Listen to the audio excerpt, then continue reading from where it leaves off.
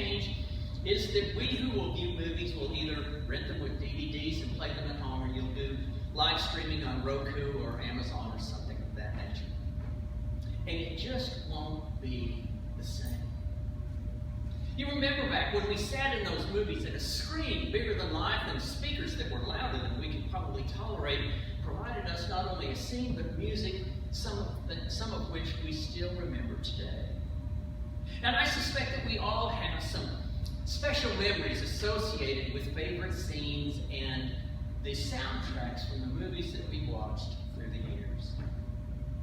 If you remember the old westerns, they had the trumpet and the cavalry coming to save the day. Jaws has its distinctive da-dum, da-dum, da-dum, da-dum. It's a classic. The Lone Ranger, not to leave anyone out, had its Hi-Ho Silver and Away from the William Tell opera. And who doesn't remember the distinctive flute from the notes in Titanic?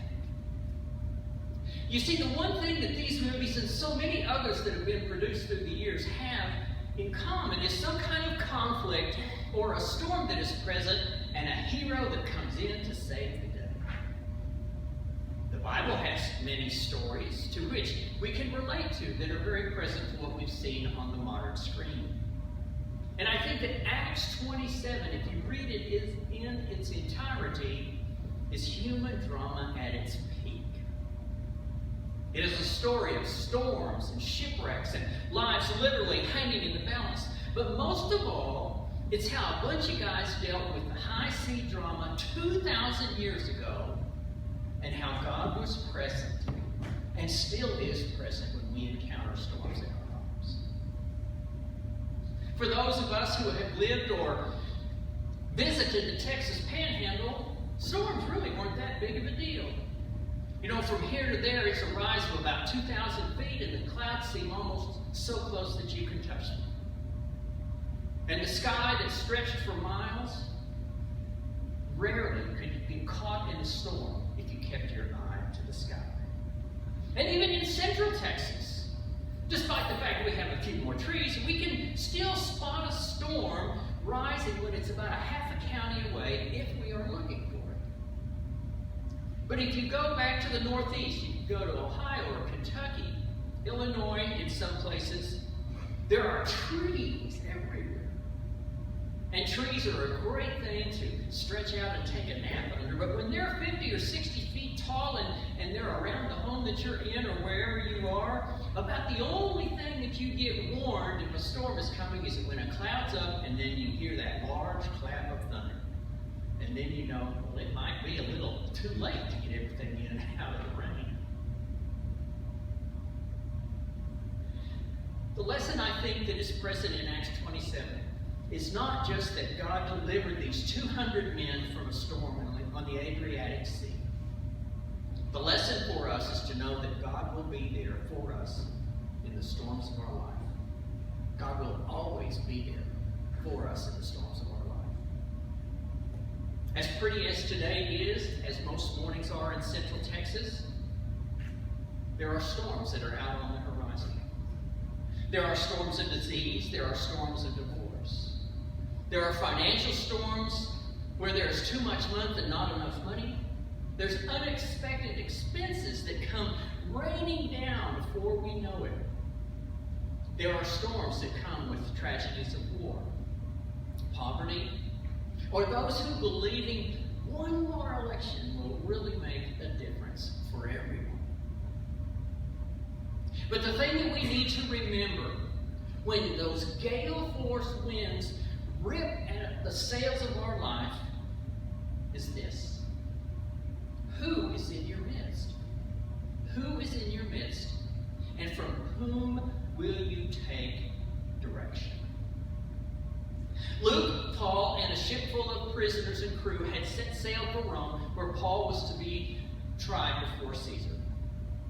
Here was Paul, now treated as a common criminal and under the watchful eye of Julius, centurion from Rome. But as we heard in Luke's record, he showed kindness to Paul. But in the end, it would be Paul's wisdom that would save them all. In the research that I've done, apparently the months of November to May are not the best for sailing on the Mediterranean Sea, for it was then that the ship with Paul sailed. And as we heard, verse after verse, that Luke records the difficulties that they encountered. Northeastern type winds were a constant present that made their headway difficult. And as Luke goes on to tell us, much time had been lost in their sailing, and it had become dangerous, for by now it was after the fast. So Paul warns them, "Men, I see that our voyage is going to be disastrous and bring great loss to ship and cargo and to our lives also." You know, I don't know about you, but me, it seems that so often when people are headed for a storm, they just don't see it. They're so preoccupied with what's going on in their lives, so focused that they don't see the bigger picture that's around them. And often they will encounter difficulties of their own with the decisions that they've made, but they just keep their head down and keep on plowing.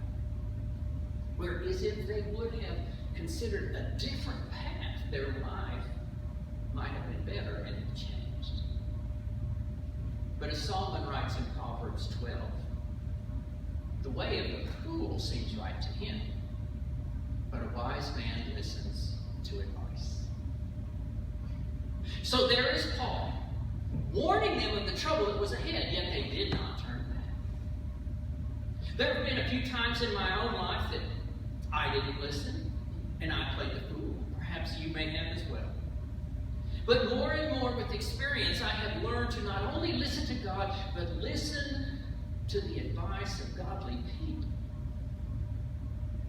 For you see, God will place people that warn us.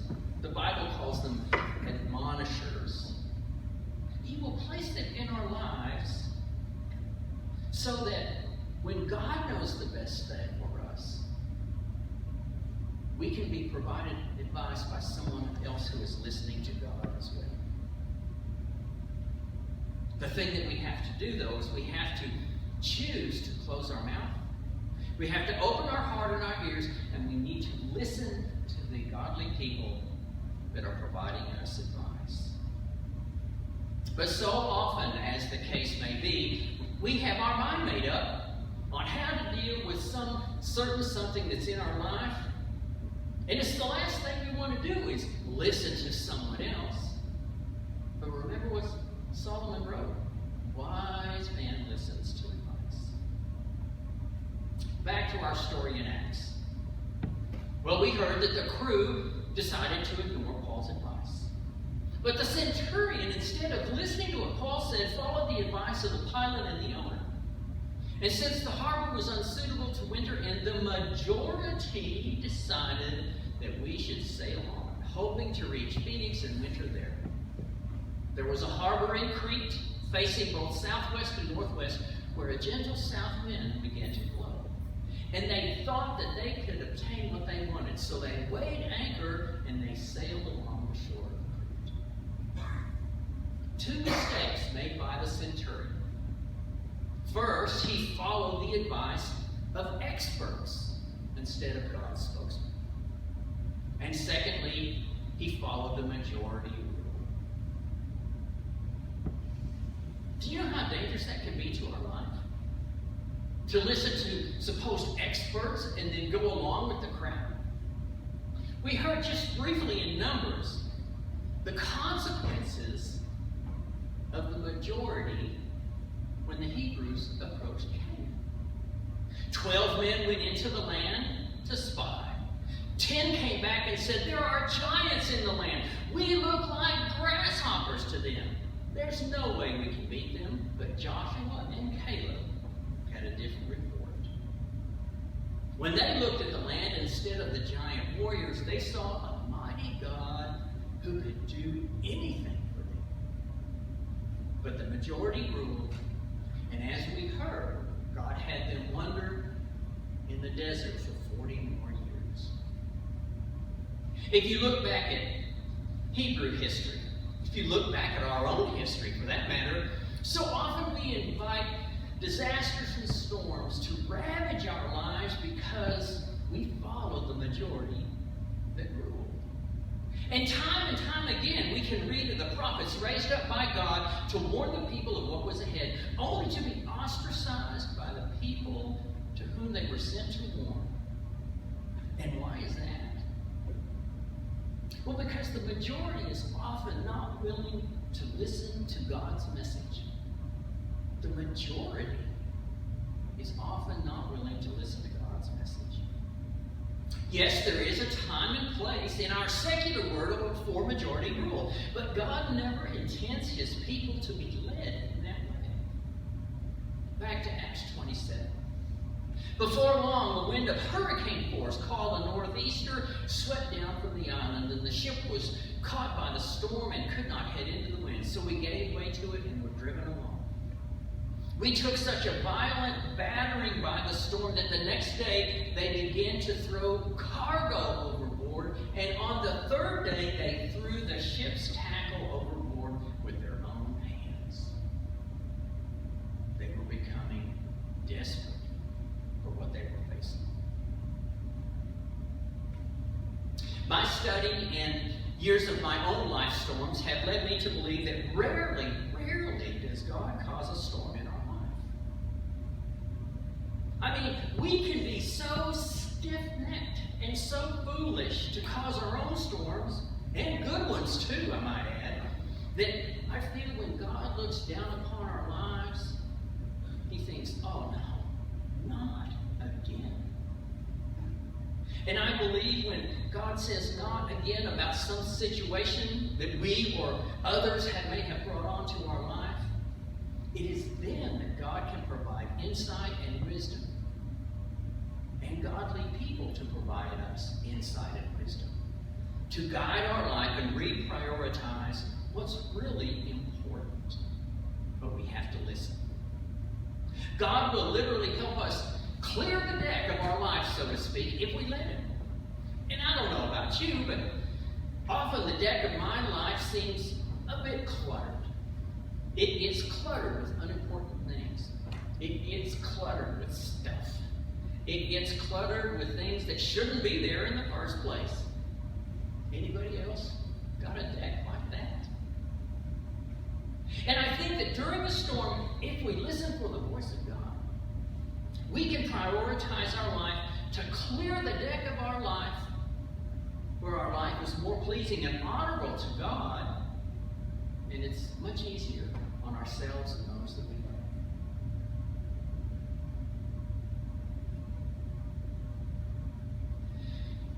It was 10 years ago that Linda and I got the worst call that parents can ever get, that our son had died from an overdose. And in our moment of storm, as we held each other and we wept and we wondered and we wondered and we wondered, our granddaughter Skylie, 8 at the time, came up and wrapped her arms around us as we held each other and wept, and said, "But it's okay, Papa and Nanny, because Jonathan is in heaven with Jesus." The week before, as we talked to him, he told us that he had given his heart to God. We had the most loving conversation that week. That yes, a wonderful decision, but he was going to need more help by others who were wiser than we were of where he was to help him get through the monster that was on his back.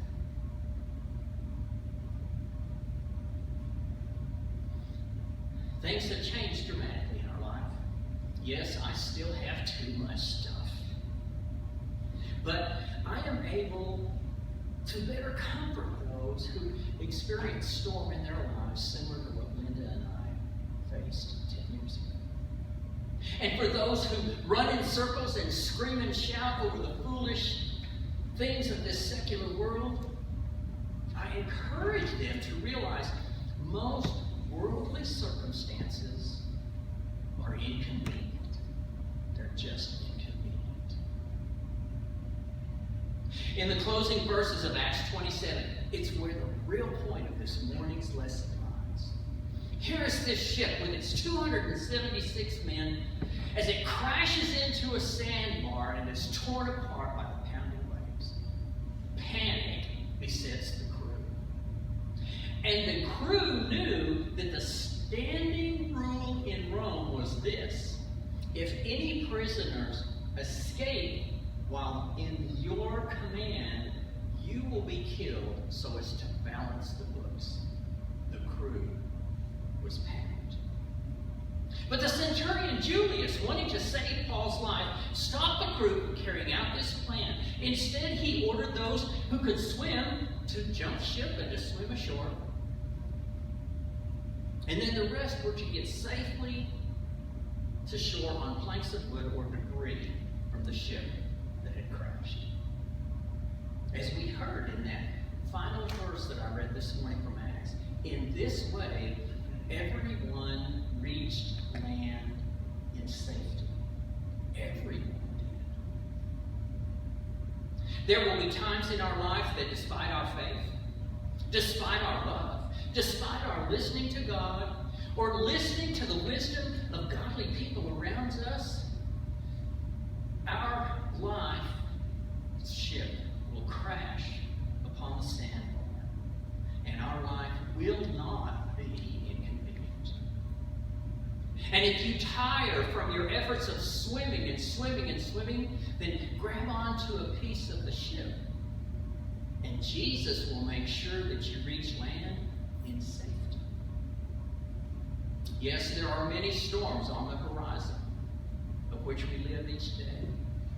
I encourage you to share Jesus' love with others so that we can all reach our life's destination safe in the hands of God and in His presence each day. Let us pray. Gracious Lord, we've all been affected by storms, but we've all been loved and reassured by not only you, but by other godly people that we know and we trust, who they too have experienced storms. And Lord, the one thing that we all have in common is we are blessed by your love and the forgiveness of Jesus Christ. Lord, let us take that to those that we encounter each day as the storm clouds of life may build. We can share with people where the safest of havens can be. Amen.